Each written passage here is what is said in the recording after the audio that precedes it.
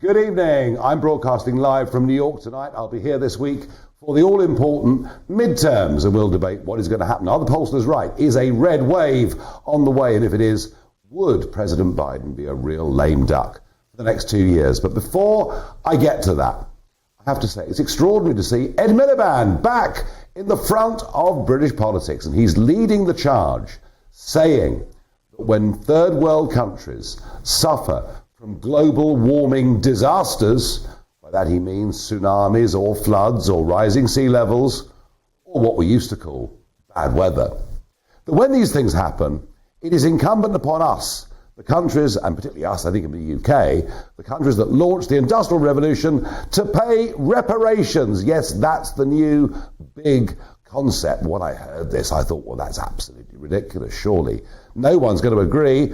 But it would seem that Alok Sharma, who of course chaired COP26 last year, he's very much in agreement. The Prime Minister has already set aside £65.5 million of our money. Oh, sorry, I got that wrong. Your money, because you're paying for absolutely all of this. Already £65.5 million set aside to go to third world countries for the increased push for renewables. And yes, whilst the wording at the end of this summit will be watered down, there is general global agreement that reparations must be paid for our past.